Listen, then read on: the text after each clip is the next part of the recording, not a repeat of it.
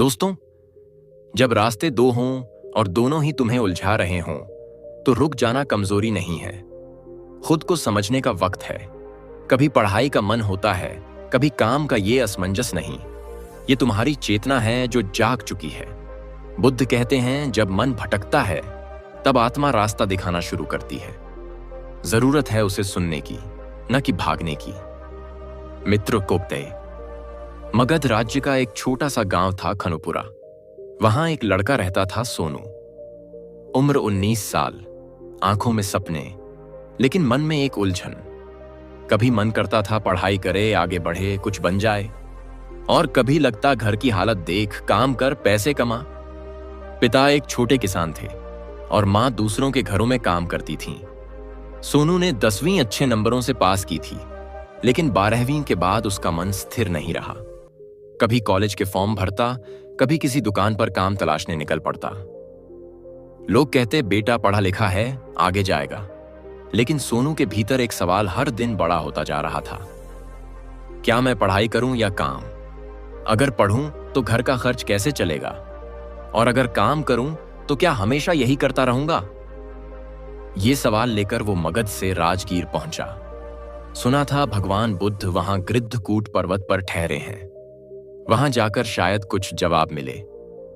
वो भीड़ में बैठा रहा। बुद्ध मौन थे।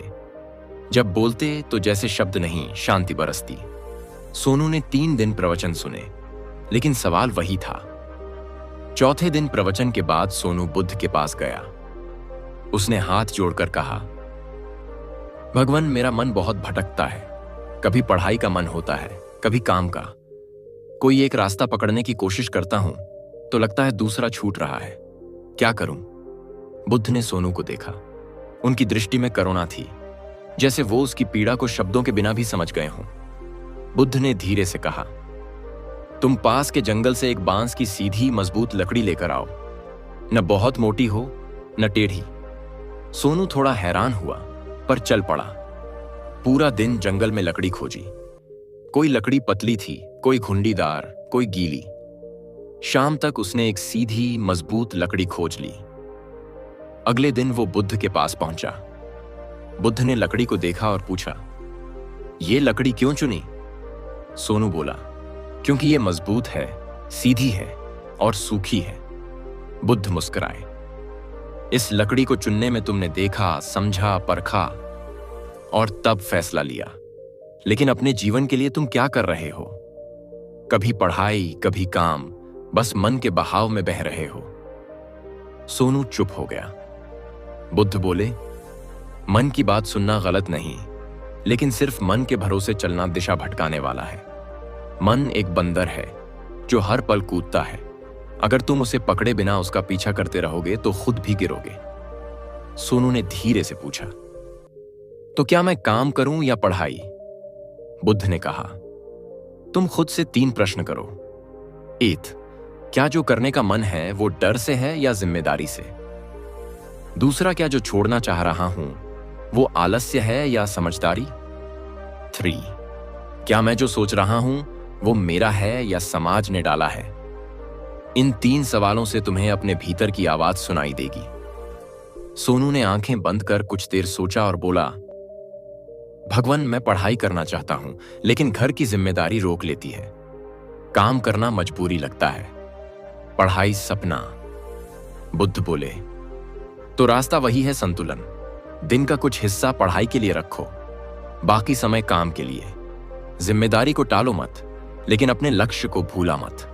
जैसे नदी अपने किनारों को साथ लेकर बहती है, वैसे ही तुम्हें भी अपने सपनों और जिम्मेदारियों दोनों को साथ लेकर चलना होगा। सोनू पहली बार शांति से मुस्कुराया। बुद्ध ने आगे कहा, ध्यान करो, हर दिन सिर्फ 10 मिनट। आंखें बंद करके अपने मन को देखो, क्या सोचता है, क्यों सोचता है। मन को समझो, तभी वो तुम्हारा साथी बनता है। सोनू ने वही किया। वो गृद्धकूट पर्वत पर कुछ दिन और रुका। दिन में ध्यान करता, रात को पढ़ता और दोपहर में आसपास के लोगों की सेवा करता। धीरे धीरे उसका मन शांत होने लगा। उसे समझ में आया, जीवन में रास्ते का चुनाव कभी आसान नहीं होता, लेकिन जब हम ठहर कर सोचते हैं तो रास्ता खुद हमें पहचान लेता है। सालों बाद सोनू वापस खनुपुरा लौटा। अब वो आयुर्वेदिक डॉक्टर था। उसने एक छोटा सा क्लिनिक खोला।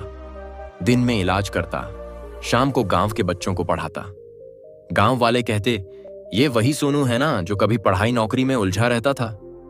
और सोनू मुस्कुराकर कहता थे, हाँ, पर अब मन से उलझता नहीं, बात करता हूं। जब मन उलझे तो खुद से मत भागो, खुद से बात करो। पढ़ाई और काम दोनों अपने अपने तरीके से जरूरी हैं। बुद्ध कहते हैं, हर सवाल का जवाब बाहर नहीं, भीतर होता है। अगर तुम अपने अंदर झांकोगे तो रास्ता दिखेगा साफ, शांत और सही। सोनू ने भी यही किया। उसने खुद को सुना और फिर दोनों पहियों पर जीवन की गाड़ी चलाई, जिम्मेदारी और सपना। यही संतुलन जीवन का सबसे बड़ा ज्ञान है।